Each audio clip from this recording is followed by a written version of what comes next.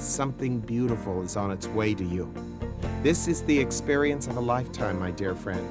You want to give yourself this at all costs to your ego, your pride, and your fears. Love, it's everywhere. It's beautiful. It lives within. It doesn't need to be created. It is already there for you. We've hiked down 3 canyons, and here we are. Let's shoot it, baby. I feel the funky chicken, the funky Messiah. Yes! Search for yourself on your own. Go within yourself. Find it within your breath, within your very spirit. Mrs. Nixon is done. Now I want to do a little magic trick. A spiritual path brings us to a place in our life where we discover the diamond and we learn how to pull it out of the mud. It's all very interesting.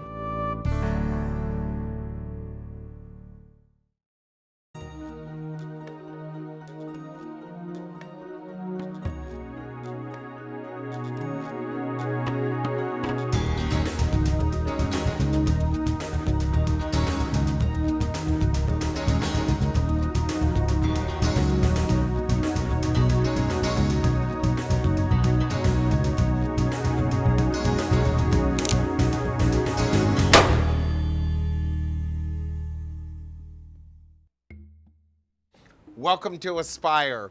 We're going to end our series, We Know Not What We Do, on the victim and their violence and how to approach forgiveness.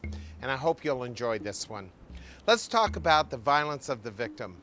A lot of people don't want to take responsibility for their life. They like to think that they're victims, and there's a certain level of gratification when one feels like they're victimized. Then they feel like they have the right to be ugly and mean and cruel. And there's nothing more gratifying than that. And that's what we tend to do as we live our life without any sense of inner responsibility. Everything that happens to me in my life, and I mean everything, is there because I put it there one way or another. I may not be conscious of it. I may not want to accept responsibility of it. But I am not a victim to anything that happens to me. Everything that happens is in accord with what I need to learn at the time I need to learn it, as it were. But I don't even like to use the word learn because I find that human beings don't learn much at all. In fact, we can't learn. When you're talking about learning about, well, history or ideas, you can memorize, and that's what we call learning.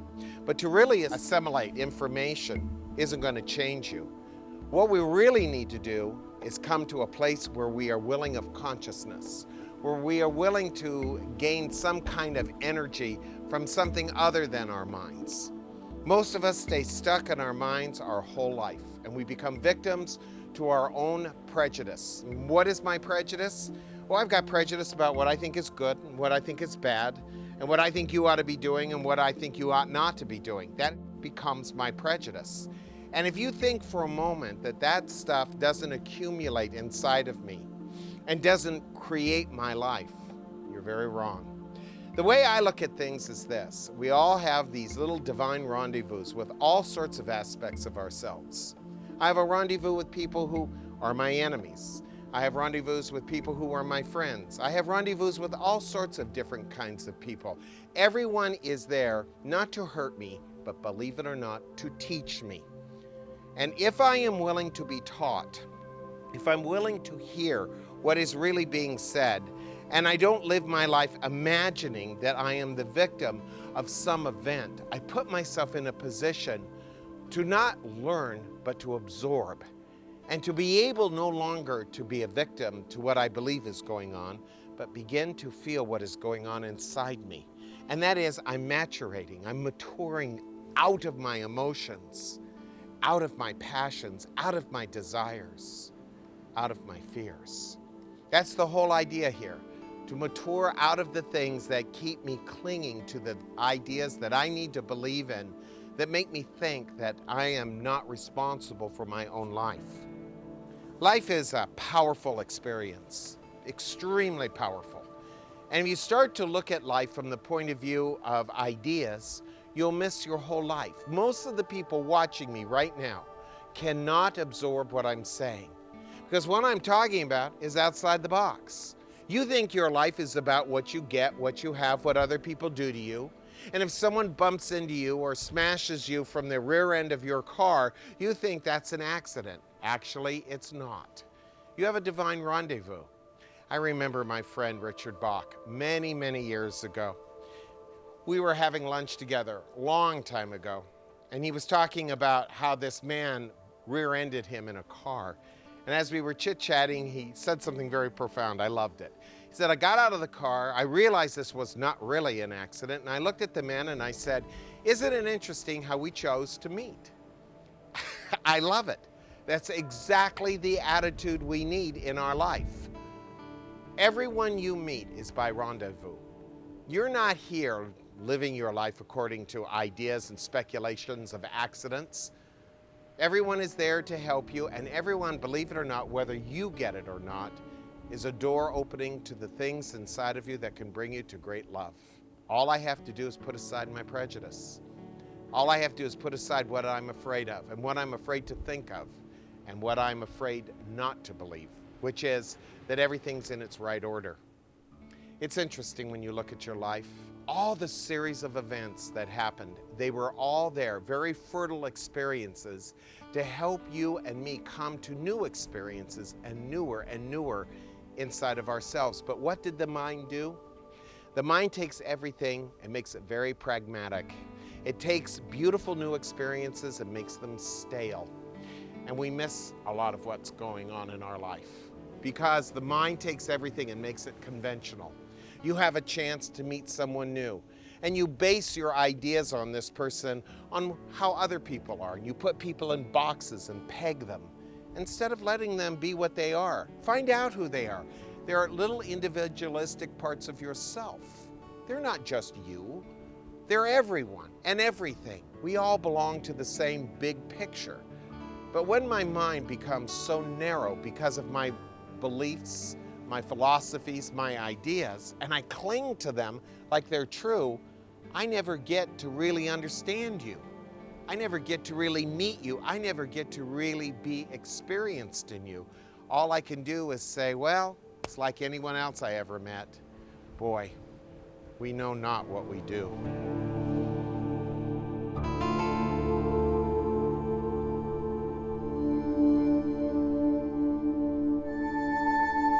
Life is very powerful. It is an awesome experience, and it is deeply mysterious. No one can tell you what life is really all about. I am not here to tell you what life is about. What I'm here is just to say there are no victims here in this life. I am more a victim to my ideas of life, my ideas and my beliefs about life than I am life itself. Life is just reflecting me. That's all it ever has done. That's all it ever will do. And when I start to look at myself and not become indifferent to the ideas that I have, when I start to drop those ideas and realize that they have always been the thing that victimized me or that hurt me, that's when I come into the significance of my life. This life is not meant to be anything other than one experience after another that leads you to love. That's what it's all about. Going to love can be arduous only if I cling to my ideas, if I am prejudicial about my beliefs and I formulate beliefs that are opposed to love, as it were, then I'm naturally going to have difficulty. If you start to feel life, you feel the tug, the pull, the essence of it, you start to see it offers us a unique point of view. And that point of view is to allow ourselves to fall into love or harmony with life. I like to think of it as harmony. To me, harmony is a very powerful word. It means sacrifice on my part. I have to be willing to sacrifice any idea or thought I may have that keeps me from my moment-to-moment living. And life is moment to moment, isn't it? It has nothing to do with what I believe in. It is strictly moment to moment. When a student comes to me and they want to learn meditation, one of the things I try to tell them is the value of meditation is not in the idea of what it will bring you, but in the practice itself. To give up my personal pride, to give up my ideas of right and wrong, to give up my violence and what I believe in, is one of the most difficult things in life to do. Personal violence is so subtle in us. It is so deeply undetected by the conscious mind that we don't even see how we're doing it or what it does to us. But I will tell you without a shadow of a doubt, in the years that I've been teaching and counseling, it causes illness and pain and useless suffering. Instead of judging other people, instead of looking at situations going, well, how come this came into my life? I didn't deserve this. Stop thinking in terms of what you deserve and start thinking, another opportunity. This is a chance for me to rise above something I didn't understand previously in my life. Maybe somebody will come into your life and they will offer you, well, a chance to second guess yourself, not to be so sure about who you think you are and how you believe. Or maybe somebody will come into your life and show you exactly how you think of yourself and what you believe in. Both of these things are very powerful.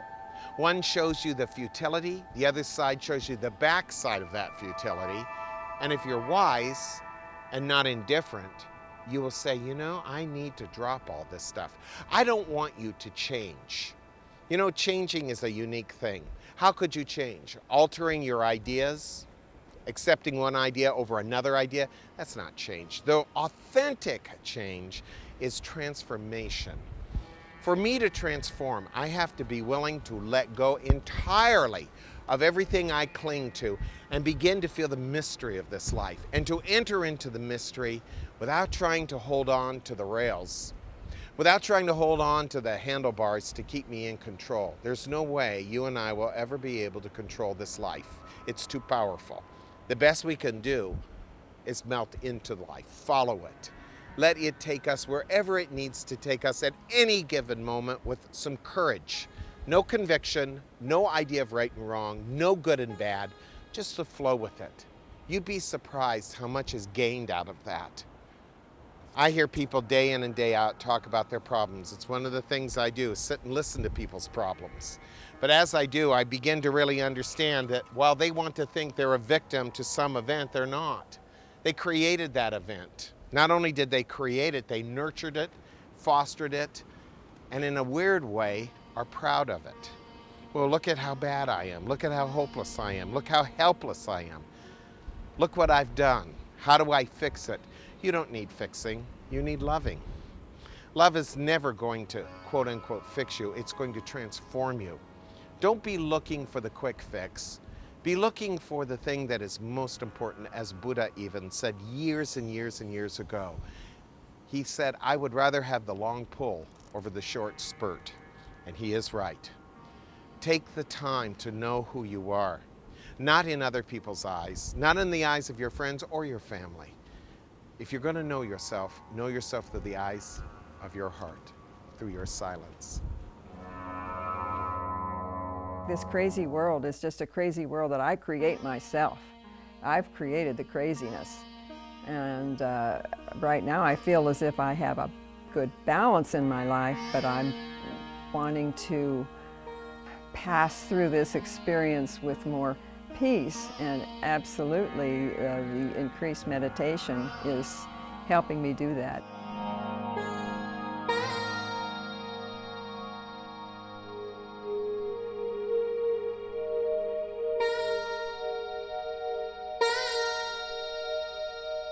So will you lose your friends and your family if you meditate and you start making this change, this metamorphosis? Do you remember what Jesus said? I did a whole program on this a long time ago. He said, your greatest enemy are those of your own household. Unless you hate your mother, your father, hate. Look it up. You will not be my disciple. What does that all mean? Hate doesn't translate well from the Aramaic into the Greek, into the English, but what it means is to put away. Will your families like you? Could be not. Will your husband or wife want to stay with you? Well, they either will or they won't. They'll either notice the change and welcome it, or they won't like the change because you're too loving. You might be too kind. You might be too insightful. You might not be the kind of person that they can rub up against and create enough conflict to have the passion and the drama that a lot of people call relationship. I don't call it that, but a lot of people need that. I mean, what would you do if you couldn't create enough problems where you wouldn't have good make-up sex?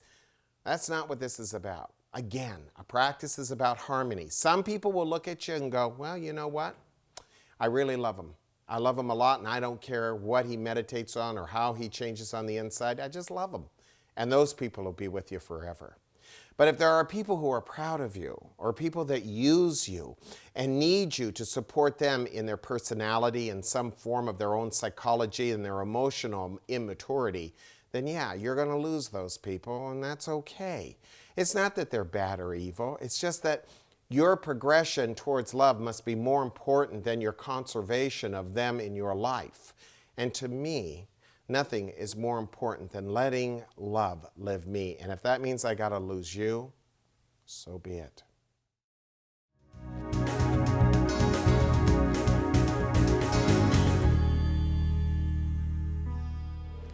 And now we come to the most important aspect, forgiveness.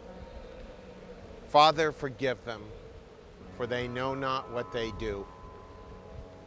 I don't think there's any statement that has ever moved me more deeply than that. And as I told you in the beginning of this series, when I was a child, 12 years old, 11 years old, watching Ben-Hur, even then, even in that moment, Jesus found a way inside to forgive. The way I've looked at humankind ever since has been, why do we do the things we do? Why do we hurt each other so deeply? Why are we so prideful? Why are we so intent on everything being the way we want to believe it is? Why is it so important to be in such violence? Whether it is the violence of the victim or whether it's the violence of, well, our gratifications and all the things that we want out of our life. Why is this so important to us? It's because we don't know who we are. If we knew who we were, we wouldn't do what we do. Sad aspect of it is we can't forgive. Forgiveness is difficult for human beings because we live our life not to forgive. We live our life to be right. Forgiveness is a lifestyle. It's the way you live on the inside of yourself, unattached to insult, unattached to what you believe in, unattached to desire, gratification, self-righteousness. It's a place where you don't need to be anything other than what you are, your inner being, your isness, as I like to call it. That's a lifestyle. If you look at people and say, well, I'd never do that, or I don't see how they could do that, or I would never do that, you don't get it. Any of us are capable of anything at any given time. And if you knew some of the cruelties that you levied against other people in the name of, well, what they did to you, you'd be shocked. Hurting other people is not the point of this life. Getting even, vengefulness, is for those who are immature, who are missing their life and don't get what their life was really all about in the first place. When you think about what it means to live, it means not clinging to anything. It means coming to some place inside of you where the outcome of events doesn't matter, because you can forgive them and understand they know not what they do. We're not here to be right and have more than others. This life is not about competition. It's not about pettiness nor pride. It's about a willingness to yield to something that is greater than our own ideas, our own beliefs, even our own mortality. It's about coming to a certain place inside of our life where love can happen. I talk to you about love over and over and over again in this series. In fact, in every series I've ever done with you, I talk about it as much as I can. But now there comes a time when you have to live it. People say they want love, but really they don't. What they want is affection. What they want is gratification. What they want is other people's feelings for them to be kindly. But that's really not enough. The thing that's most important is, can I feel love at all costs to my idea of what's fair? I hope in this series in some way been able to get you just to look at some of the things you do that are inwardly violent, that are adding to the craziness of this world and the cruelty of this world, and that you will withdraw from it a little bit, and that you will see it's not important what your rights are or what you think you're entitled to. What is important at times is to sacrifice your pride and what you call your dignity for the sake of a love that is greater than your idea of love. If you really, really go into it, you'll see that is the purpose of living. And in a practice, when you're practicing meditation or inner work, that's really what it's all about. You come to some place inside of you where you have to make a decision. Do I live according to the lifestyle of love inside me? Or do I live according to the dictates of my family with its fears, its prejudices, its anger, its hostilities? Do I carry on the tradition of spiritual ignorance over and over and over again? A lot of what I said in this series might be a little foreign to you. Don't weigh it, don't judge it, don't even think about it. Just get the feel of it. Thousands of years ago, Father, forgive them, for they know not what they do. It's not meanness. It's really what some students call the Zen slap, where we get corrected. It's when we're on a path, when we move to the left too far, we're asked to move to the right, sometimes told to move to the right, sometimes kicked to the right. But the eventual idea is that we stay on the path.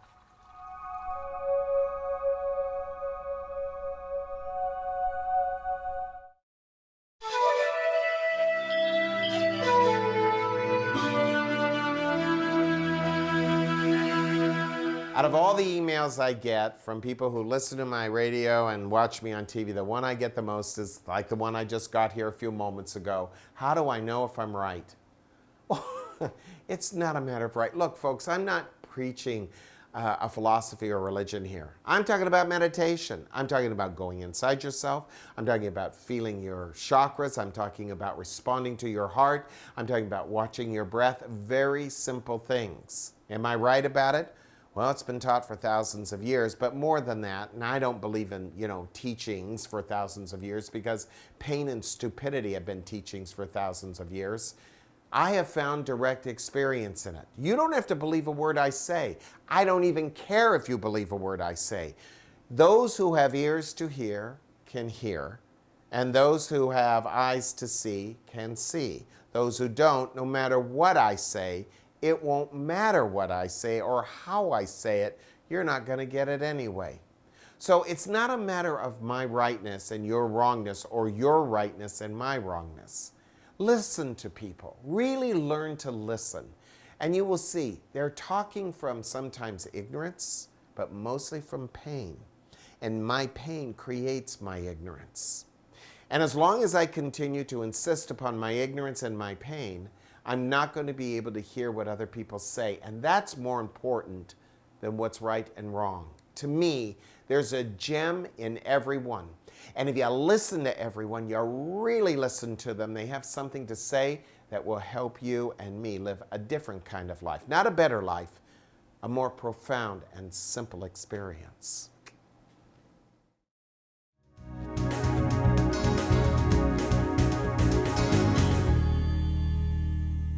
The whole point of all 8 of these programs has come down to this: forgive them, for they know not what they do. No one ever taught me how to forgive. No one ever showed me how to forgive. No one ever said to me, hey Greg, there are going to be people in your life that are going to hurt you, and you're going to draw them to you virtually. And they're going to show you certain things about your personality and your ego. They're going to show you your karma. And you're going to get very angry at them, and you're going to think it's them, and really, in truth, it's you. No one ever taught me that. I had to go through my whole life to learn that. Forgiveness. Did anyone teach you to forgive? Forgiveness is a lifestyle.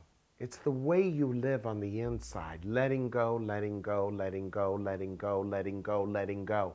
Not clinging to any resentment. Not clinging to any idea of vindictiveness, revenge, hostility. It is to live just quietly on the inside and realize everything serves its purpose in my life, even my pain, even what seems unfair and unreal. It all serves a very unique purpose. If you have the heart of love in you and you have a sense of your own goodness, you'll know this, and you'll be able to live it moment to moment to moment in your life. Forgive me. I ask for your forgiveness at the end of every program. Why? I get more mail on this than anything else because I'm too wordy.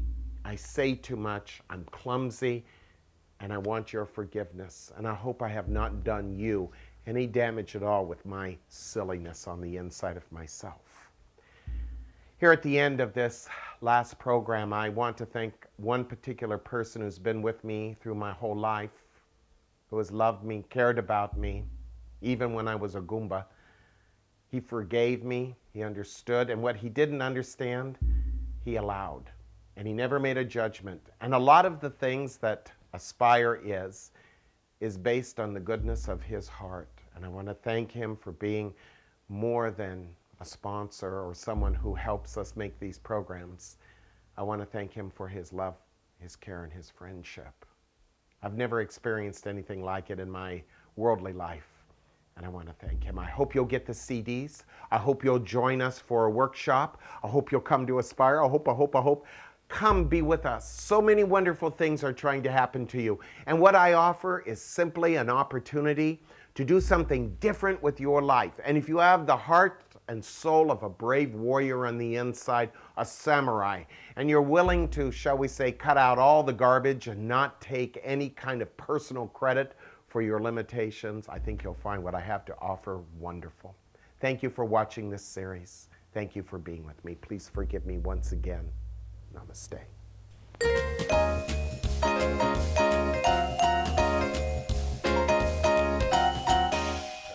Master, how do I prepare for death? Learn to live. How do I learn to live? Prepare yourself for death. Are you kidding me?